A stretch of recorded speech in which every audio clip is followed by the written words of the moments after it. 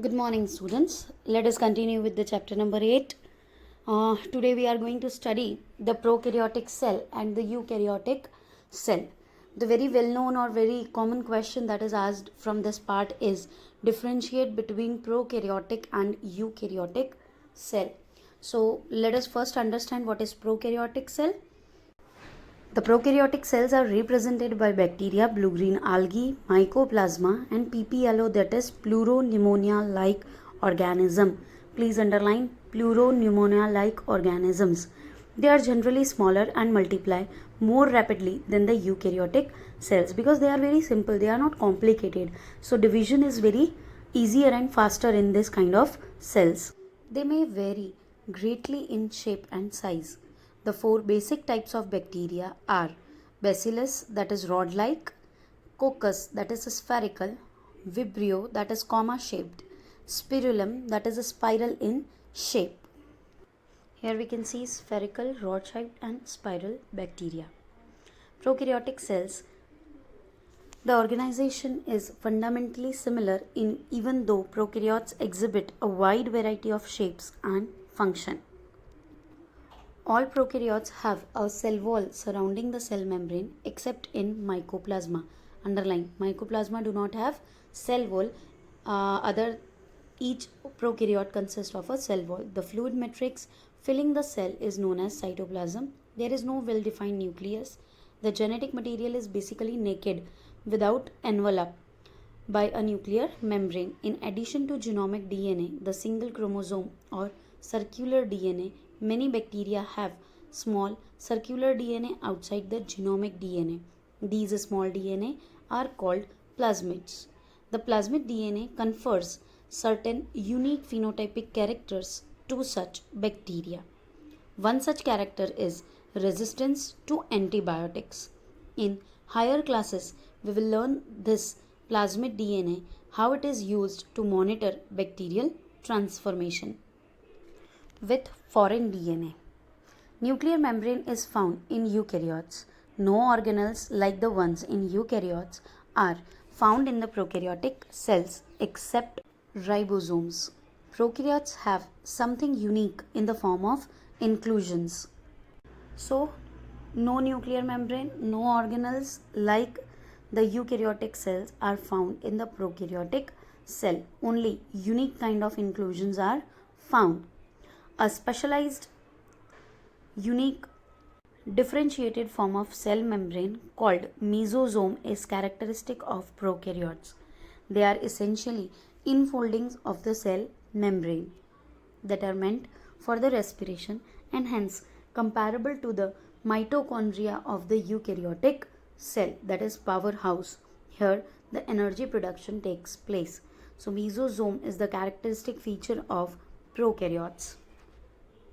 Let us see the diagrammatic representation.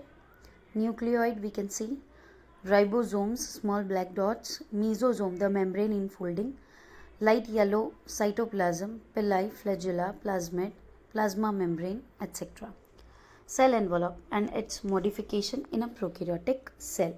So most prokaryotic cells, particularly the bacterial cell, have a chemically complex cell envelope. The cell envelope consists of a tightly bound three-layered structure, that is outermost glycocalyx followed by cell wall and then plasma membrane. So glycocalyx, cell wall and plasma membrane. Although each layer of the envelope forms distinct function, they act together as a single protective unit. Bacteria can be classified into two groups on the basis of the differences in the cell envelopes and the manner in which they respond to the staining procedure developed by the gram. That is, those who take up the gram stain are gram positive and those who do not are gram negative bacteria. Glycocalyx differs in composition and thickness among different bacteria. It could be a loose sheath called the slime layer in some, while in others it may be thick and tough called the capsule.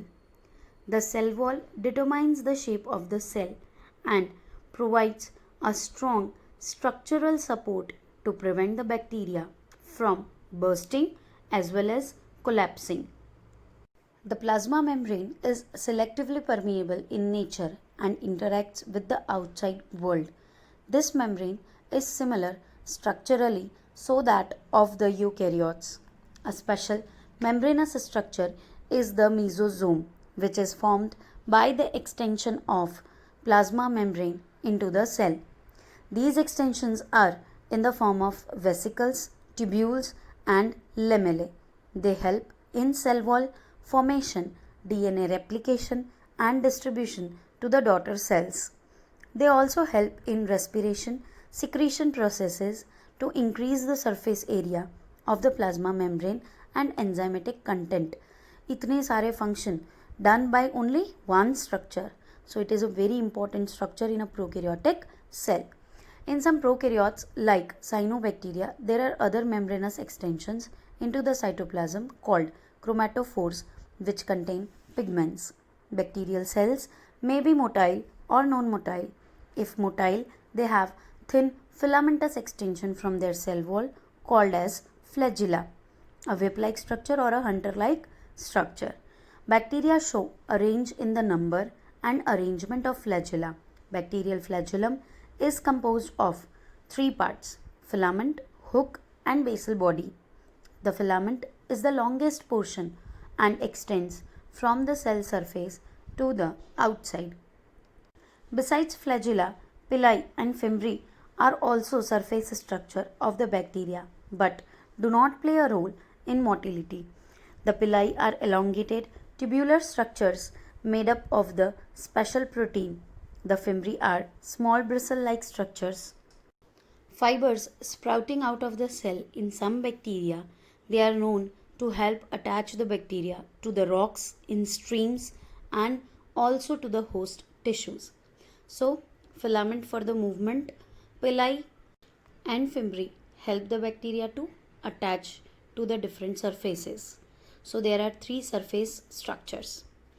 Ribosomes and inclusion body. In prokaryotes, ribosomes are associated with the plasma membrane of the cell. They are about 15 nanometer by 20 nanometer in size and are made up of two subunits, 50S and 30S, which when present together form 70S prokaryotic ribosomes. Ribosomes are the site of protein synthesis. Several ribosomes may attach to a single mRNA and form a chain called polyribosomes or polysomes. The ribosome of a polysome translate the mRNA into proteins.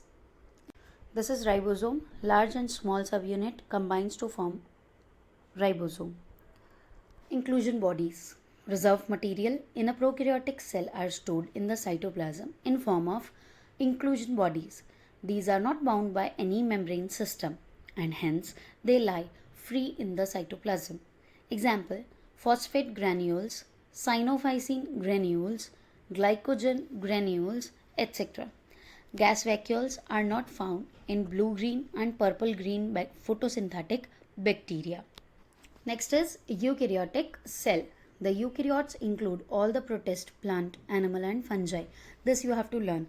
Which organisms are included under prokaryotic cells and which are included under eukaryotic cells.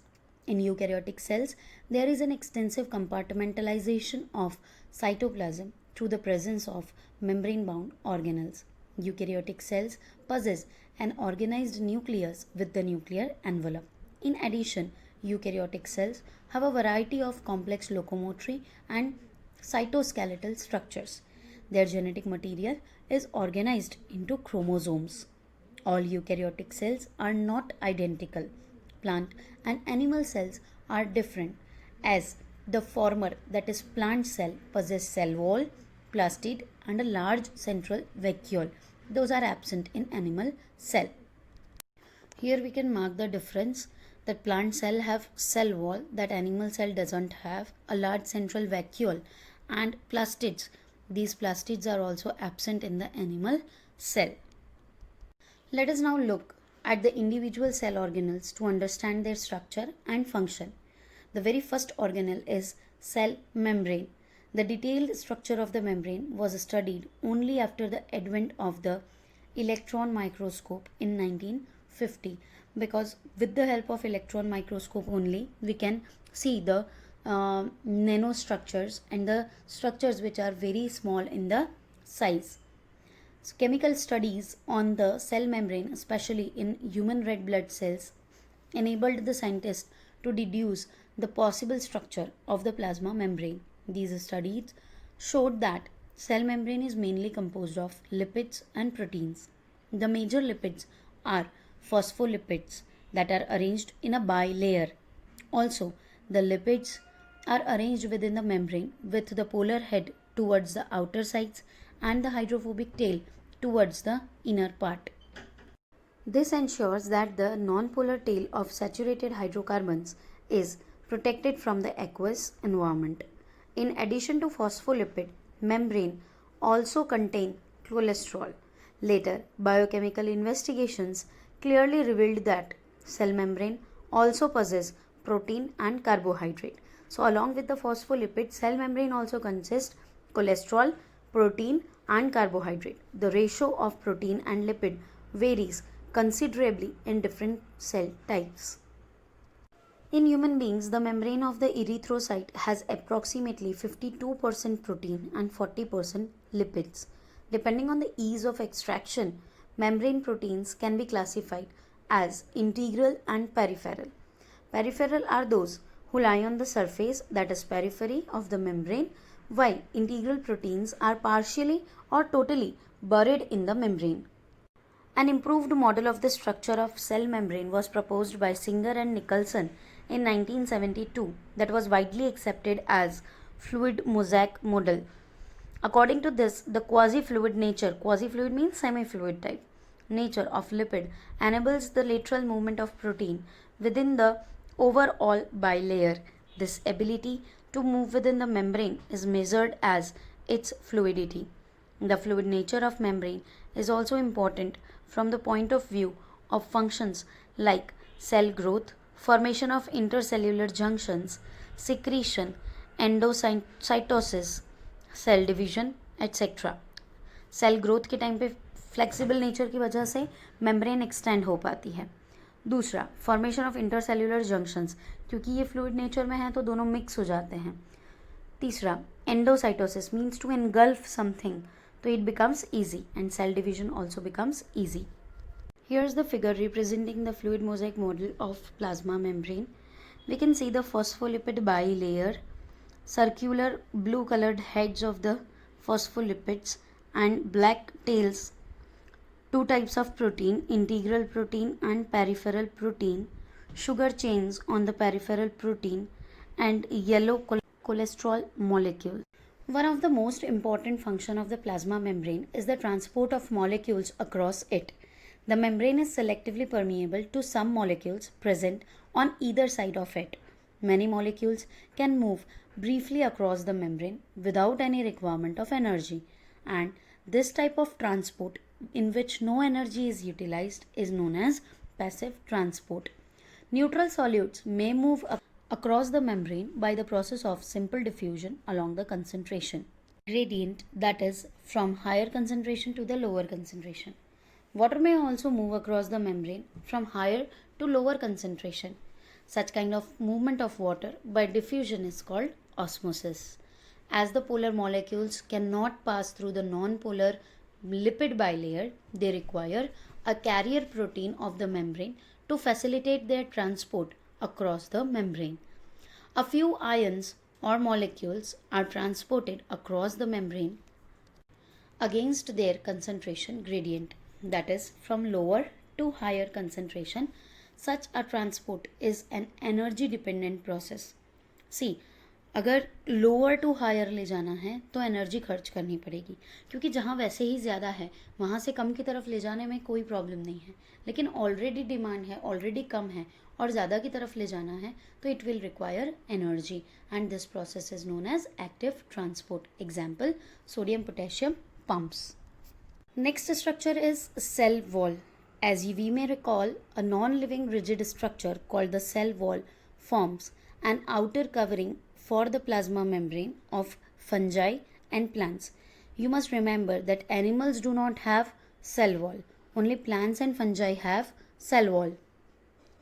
Cell wall not only gives shape to the cell and protects the cell from mechanical damage and infection, it also helps in cell to cell interaction and provides barrier to the undesirable macromolecules.